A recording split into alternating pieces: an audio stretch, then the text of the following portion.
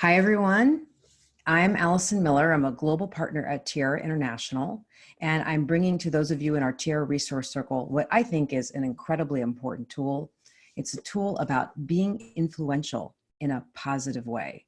So the purpose of this tool is to point you in a direction where you can see something incredibly important, and that is that we have far more power as human beings to actually be influential in a positive way than we often recognize, right? No matter what's going on, no matter your circumstances, no matter how difficult things are, when we start to wake up and become more conscious of our influence, we start to discover that we have all kinds of ways that we can impact situations in a positive way. And so I hope that you'll, at the end of this exercise, it's actually a 14-box exercise, so don't be intimidated by that. I've done it already, and I'm going to work through every single box with you.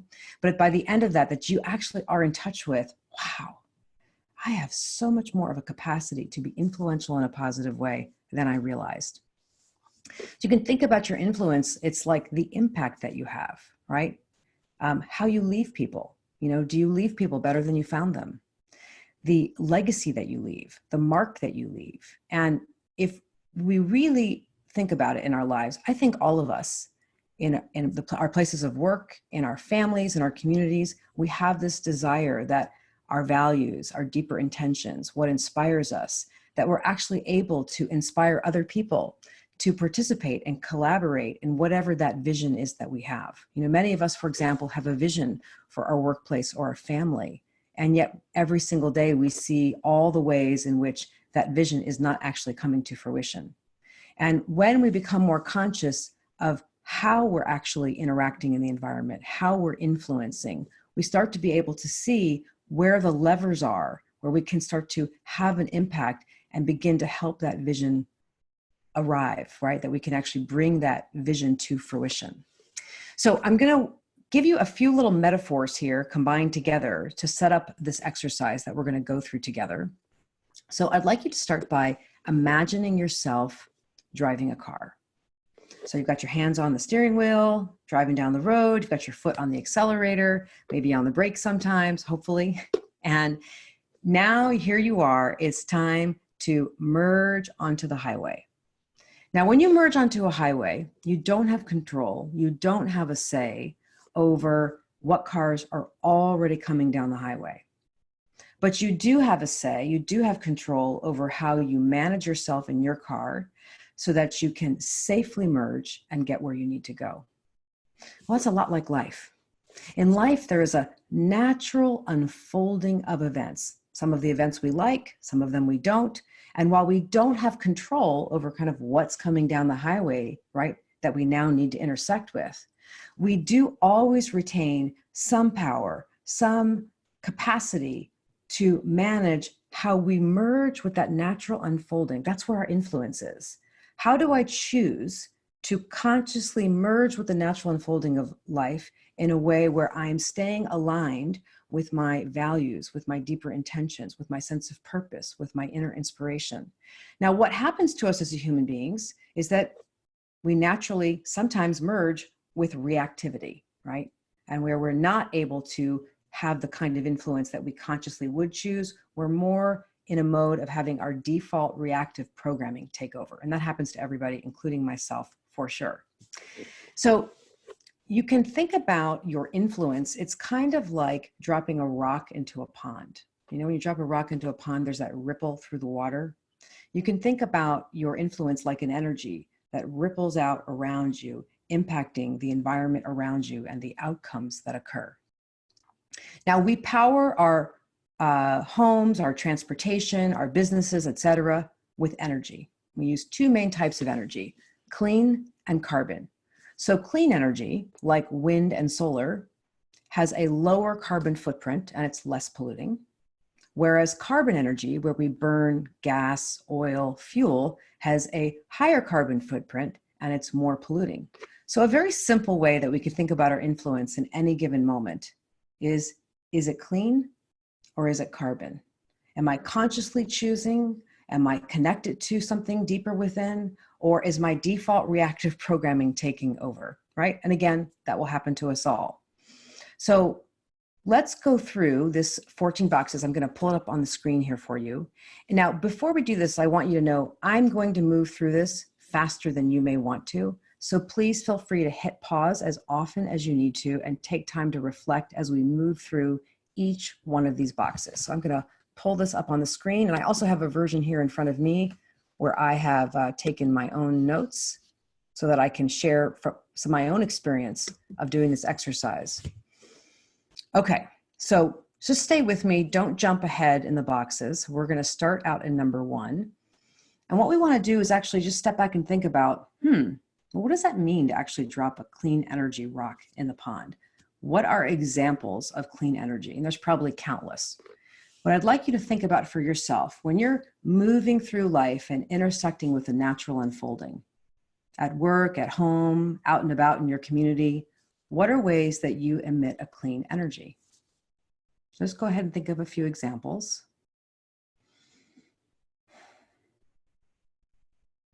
I'm going to give you a few to help you along here. I think one for me is actually when I really listen.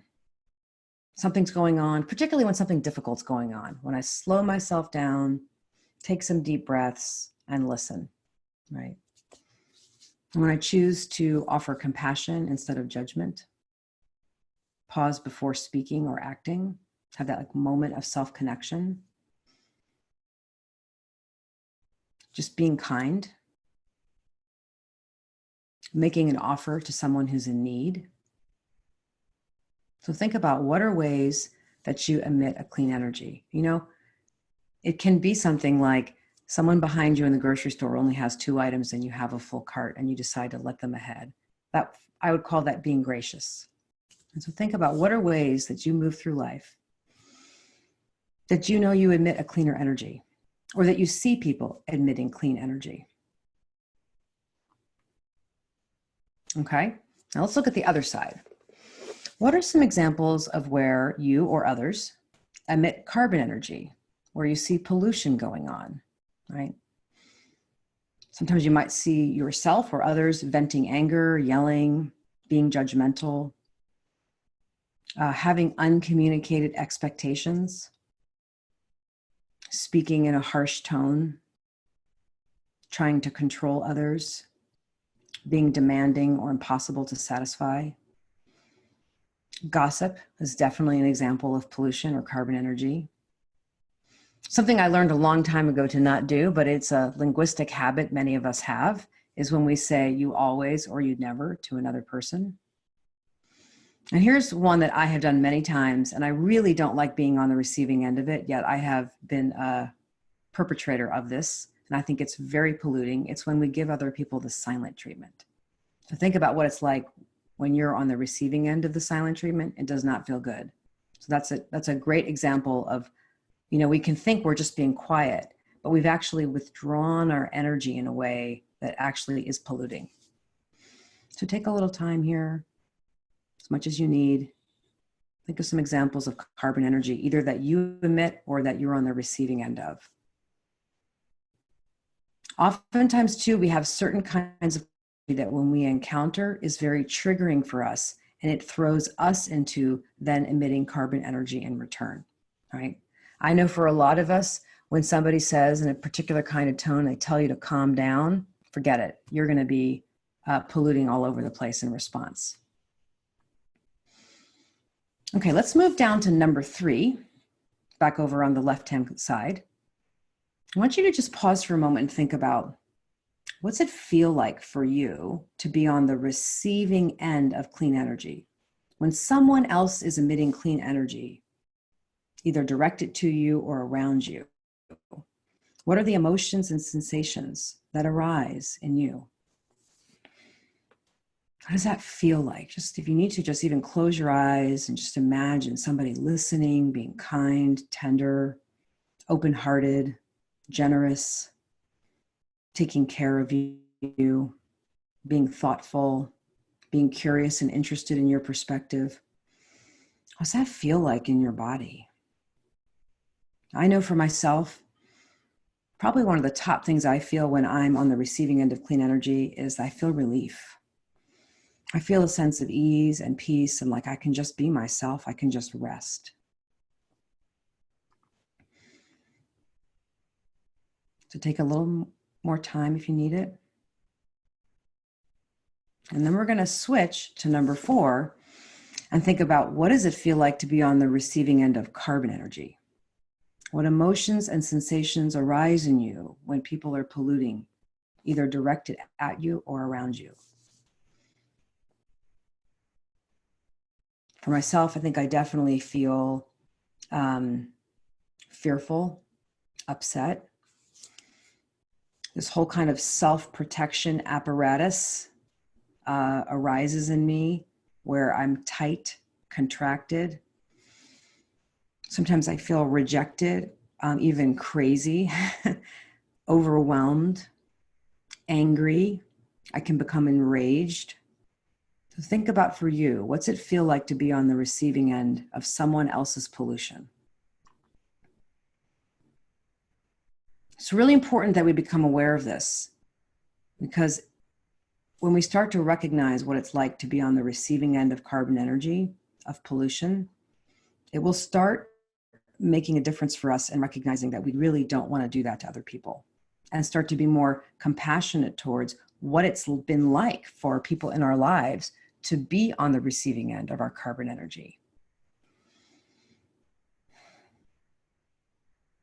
Okay, now let's go down to number 5. I'm going to pull that up a little bit for you. What's it feel like for you when you're the source of the clean energy, when you emanate a cleaner energy? What are the emotions and sensations that arise in you? How do you feel? What's that like for you? I know for myself, I feel strong. I feel this sense of peace, happy, more relaxed in my body, like I can breathe. There's a sense of spaciousness. I think that comes from that sense of feeling like that I have integrity, that I'm actually showing up in the world in a way that feels true to me, that where I feel like I'm actually aligned with my values and my deeper intentions.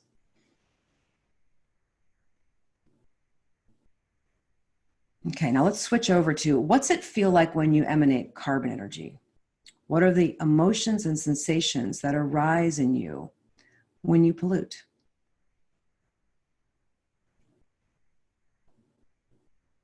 Do you feel tense, tight, contracted? Are you in self-protection mode? Right? I think one of the biggest things that comes up for a lot of us is that when we emanate carbon energy, sometimes there's a short-term relief of just kind of venting out our anger, our frustration, or our upset. But very quickly after that, we start to feel ashamed. We feel embarrassed. We can feel out of control, crazy, and really beat ourselves up. But it's important that we're conscious of, how does it feel when we receive clean energy and when we give it out?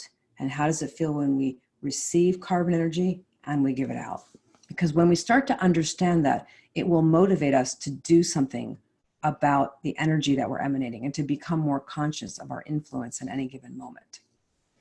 Okay, now I'm going to go up to the second page. We're almost halfway through this. So I've got to turn to my second page here. Okay, now number 7 and 8 are incredibly important boxes.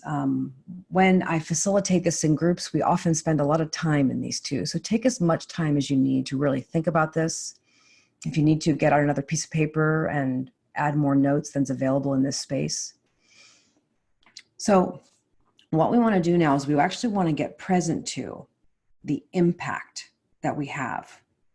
When we are emitting clean or carbon energy, we're having an impact. So let's start by looking at clean energy. How do you impact others when you emanate clean energy?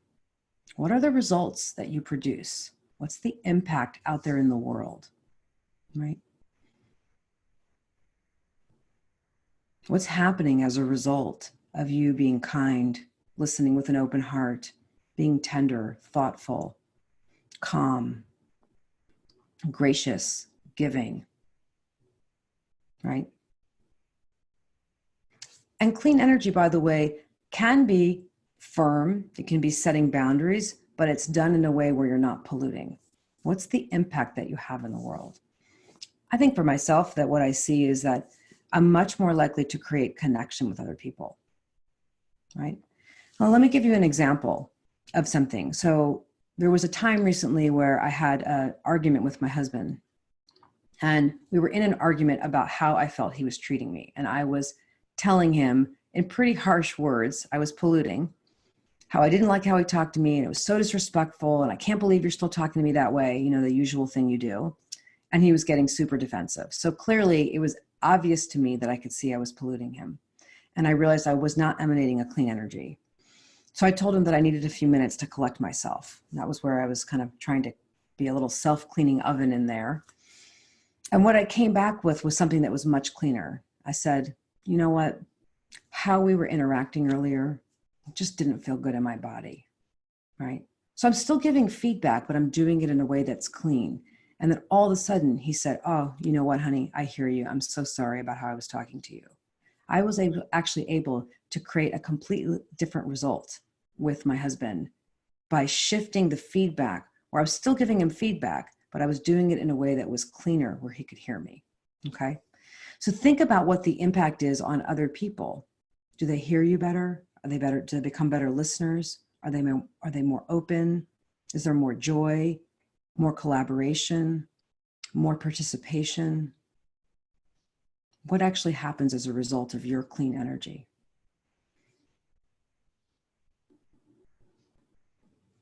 And then let's switch to number 8, and we're going to look at the other side. This is the box on this that's often a little bit painful for people. So I really want you to be compassionate for yourself. Everyone pollutes, as I said earlier. It's important, and it can be hard to look if we don't bring along a big dose of self-compassion with us.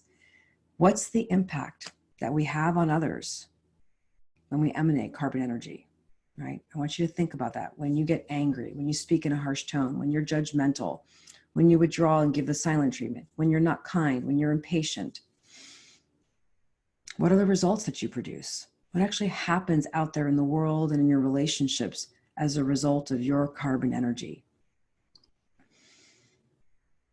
Definitely in my household and in my life, it creates disconnection, arguments, communication breakdowns, an unwillingness to resolve issues, actually, stubbornness. When people are really resisting you, take a look at yourself and what energy was emanating out of you.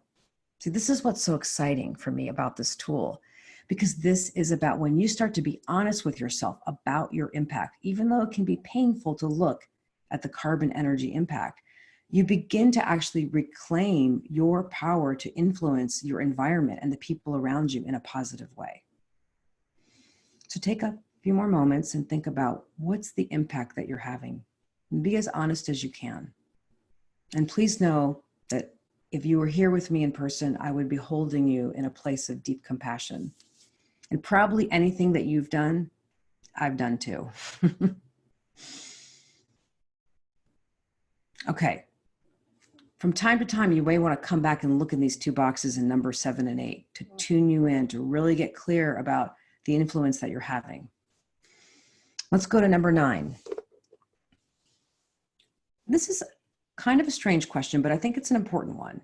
Are there any areas of your life where you are learning, like you're in process, or you've learned to emit a cleaner energy in your life? I would like you to actually think about how even without this distinction of clean and carbon energy, you've actually in your own personal growth, on your own spiritual journey, in your own exploration into leadership, have actually made some changes already, made some shifts, like I was describing.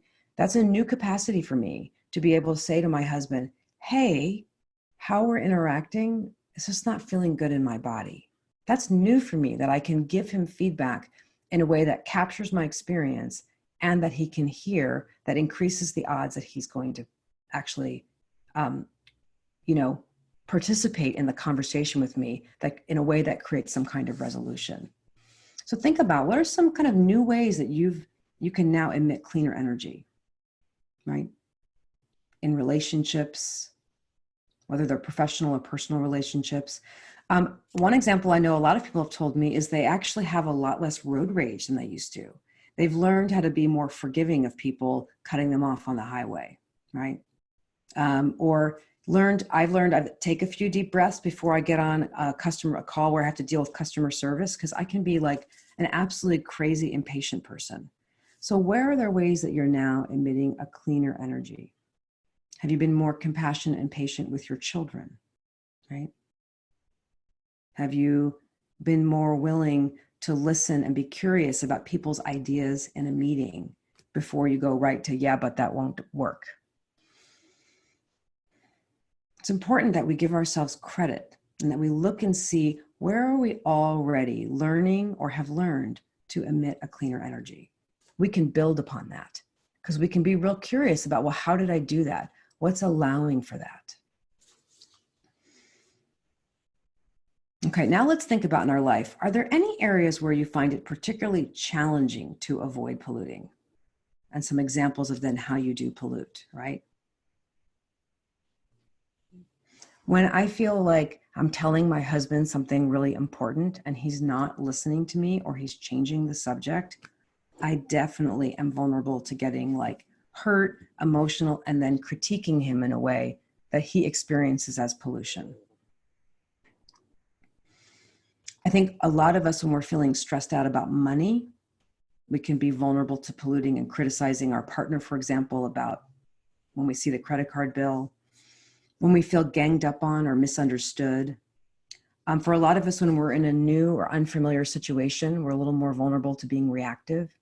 If we feel rejected or left out, right? So think about for yourself, are there any places where you're particularly vulnerable to carbon energy, to polluting?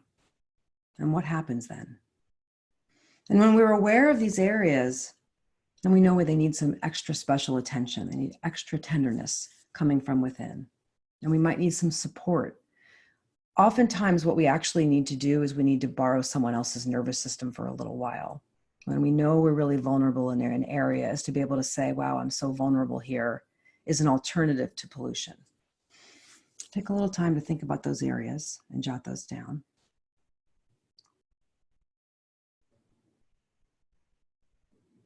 Okay, let's go to number 11.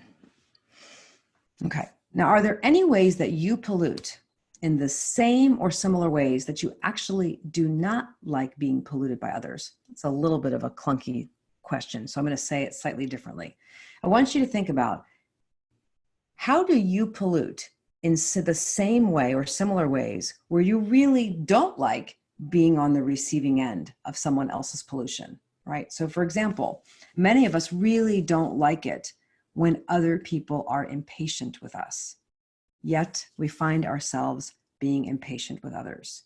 Many of us don't like being spoken to in a harsh tone, yet we will turn around and speak in a harsh tone ourselves. So I want you to think about that. How are you polluting in the same way you don't like being polluted? How does that happen? What drives that for you? Oftentimes, we were very good students growing up. We didn't like how our parents treated us in certain situations, yet we now find ourselves doing the same thing to our own children or significant others, friends, or people in our lives. This again can be a little bit painful to acknowledge, that we don't like being treated a certain way, yet we're turning around and doing the same thing to other people. Also, sometimes the pollution is directed inward. We might have grown up with a parent who criticized us, and now that same inner critic has become an inner critic, a voice of the inner critic that we now direct it and pollute ourselves. So just take note if any of that is going on for you. Our carbon energy is not just directed outwards. In fact, often when people are polluting the environment around you, what's actually happening is they polluted themselves first with a whole bunch of self-criticism, and now they emit it back out into the world. Okay, let's go to number 12. Really important question. What makes it challenging to emit clean energy? Think about your current circumstances in your life. What's happening for you that's making it difficult or challenging to emit cleaner energy? I think oftentimes the pressure and stress of how much we have to do, where we feel overwhelmed, we feel too busy, right? We're so vulnerable to pollution, and just the demands on us, the busyness is making it hard to emit cleaner energy. We might have an outdated belief system, right? Where we tend to listen to people through a filter, where we think that they don't approve of us or like us or understand us. We believe something about how the world works. Beliefs that we have about ourselves are leaving us vulnerable to pollution. A lot of us actually, in a strange way, we're actually kind of addicted to complaining, commiserating. It's in a way how we're addicted to making excuses. I think a huge one that's making it challenging for so many of us to emit cleaner energy is that we're actually not cleaning our own energy very often. We're not nourishing ourselves. We're not taking care of ourselves. We're exhausted. We're not well fed or well nourished, not just by food, but by people. Maybe we're not getting enough physical touch. We're not getting enough sleep or rest. We're not getting enough nature, right? Nature, by the way, is a fantastic way to clean your energy. You can get access to nature in any form. Recently, I had the opportunity to see the full night sky and including the Milky Way, and it just was so restorative. And I really felt like I left that experience so much better able to be influential in a positive way, just from having witnessed the cosmos. Okay, let's move on to number 13. So, important question. How can you clean your energy? How can you support yourself to emit a cleaner energy? So you can kind of think of like this, like, what are some trees that I can plant in my life that will absorb some of the carbon from the circumstances of my current life, right?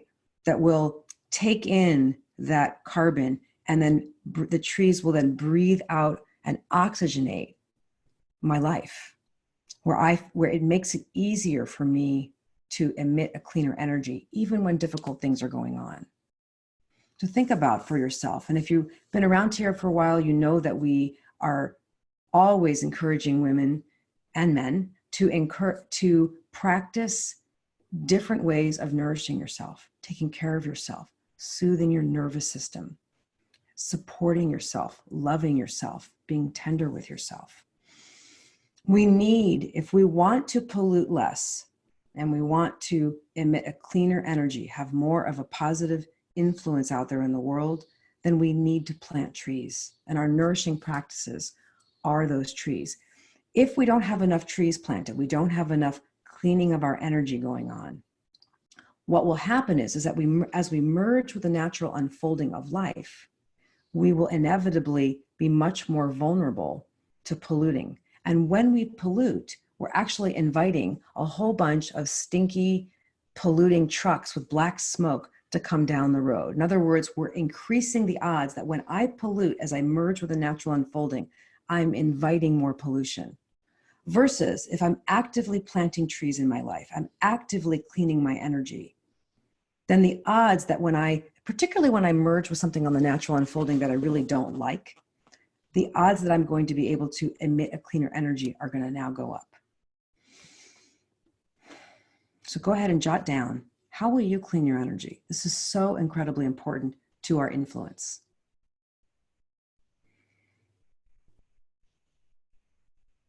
How will you soothe your nervous system? How will you connect with your deeper intentions and values? How can you release the buildup of the carbon in your system? Through journaling, through crying, talking with a good friend. One key way that we can clean our energy is to look and see what are the unmet needs that are present. So often when we're polluting, what's actually happening is that we have needs for love, for connection, for autonomy, for whatever it is, underneath that aren't being met. Okay, number 14, we made it.